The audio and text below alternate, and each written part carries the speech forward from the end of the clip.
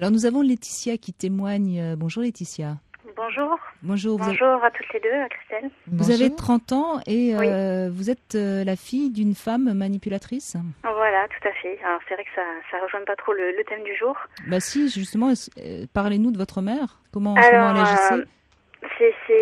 j'ai hésité à appeler parce que c'est vrai que c'est très très difficile à expliquer en fait. Vous m'entendez? Très bien Laetitia, oui. Pardon. Donc voilà, nous on est 3 sœurs. J'ai été élevée par une femme qui était bien sous tout rapport, qui était la mère nourricière, la mère qui se serait sacrifiée pour ses enfants, la mère parfaite, et qui s'est trouvée être finalement, une fois le masque tombé, comme vous avez dit, quelqu'un de malsain, de vénal et de dangereux pour nous, ses filles.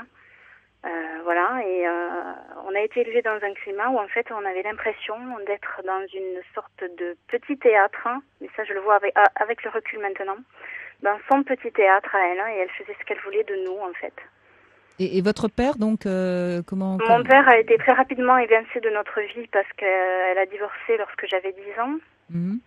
Et elle a fait ce qu'il fallait pour qu'on soit coupé de lui. Et c'est vrai que je l'ai retrouvé qu'à l'âge de 28 ans, donc elle avait fait un vrai travail de sape, sapin, ouais. C'est ça, c'est-à-dire votre père c'était un salaud. Un salaud, un père irresponsable, la pire image des hommes qu'on puisse avoir. Elle nous a donné à toutes les trois une image des hommes qui est lamentable, et aujourd'hui on travaille, mes sœurs et moi, pour lutter contre ces principes qu'elle nous a inculqués et qui sont malsains, quoi, dans le rapport aux autres, dans le rapport aux hommes.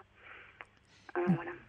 Voilà, ben là on a exactement le cas de figure de ces femmes manipulatrices à 2 visages.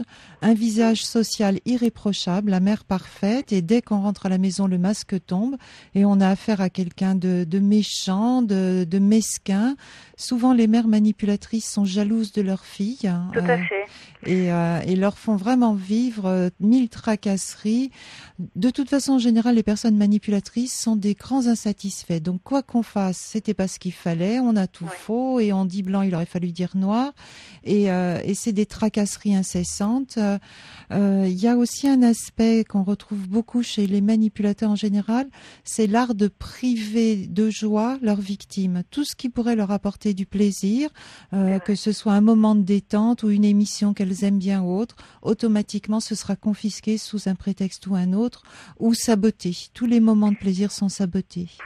Pour nous, c'est vrai que ça a été à plus grande échelle, puisqu'en fait, elle a travaillé elle a utilisé nos défauts, nos petits défauts de timidité, de manque de confiance en soi, pour cultiver en fait, et pour faire de nous, entre guillemets, je vais aller sur un terme fort, mais des asociales. Des jeunes filles qui ont eu beaucoup de mal à se faire des amis. Oui, perdues sans elles, en fait. Voilà, perdues sans elles, et surtout qu'on reste autour d'elles pour s'occuper d'elles. Voilà, Pardon, c'est au-delà de ce que disait Marc dans le premier témoignage, diviser pour mieux régner. Là, c'est carrément faire le vide autour des victimes, vraiment faire le vide. Qu'est-ce qui vous a permis à 28 ans, Laetitia, de prendre conscience de ça J'ai envie de dire, c'est heureusement que j'ai des sœurs finalement. Ma sœur a eu une petite fille, et elle a éprouvé le besoin que sa fille connaisse son grand-père, donc elle a repris contact avec mon père. Et moi, ça m'a donné le courage, ça m'a donné l'impulsion, et j'ai suivi, quoi. Et donc vous avez revu votre père à l'âge de 28 ans. Voilà, toutes les trois, on a repris contact. Alors sans dire que les paroles de mon père ont été paroles d'évangile, disons qu'au moins on avait 2 sons de cloche. Oui, ça rectifie la vérité. Et au moins on pouvait se faire une idée. Et c'est là que j'ai compris à quel point elle avait un esprit malsain, quoi. Voilà. C'est à la limite de la folie quelquefois. C'est fou parce qu'elle m'a rendue folle. Voilà, elle nous a rendues folles toutes les trois, mes sœurs et moi. Elle était dans un espèce de fantasme de toute puissance. Tout à fait. Et c'est à la limite de la folie. Ça a été des crises de nerfs quand elle a su que j'avais revu mon père, mais ça a été quelque chose d'extraordinaire. Oui, parce que quand ils se sentent découverts, ils deviennent dangereux.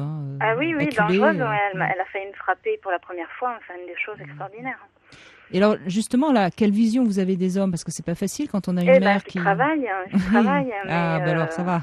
mais le naturel, c'est ma plus grande peur, c'est de devenir comme elle. Et j'ai qu'une peur, c'est d'avoir sa même vision des hommes. Non, je crois que si vous en êtes... si vous nous dites ça, je crois que vous êtes sauvés. Oui. Le risque plus important, c'est d'épouser votre mère. C'est ce qu'on voit plutôt. Quand on a eu une mère manipulatrice, on risque de trouver un homme aussi manipulateur que sa mère. Donc c'est plutôt à ce niveau-là qu'il faut faire très attention. Ne tombez pas sous l'emprise d'un manipulateur. Je pense que je l'aurais reconnu. Je pense que je l'aurais senti venir, mais non, là, je ne crois pas être sous l'emprise de quelqu'un de manipulateur. Oui, et puis vous savez, Laetitia, si j'ai bien compris, votre père, vous l'avez perdu, entre guillemets, quand vous aviez 10 ans.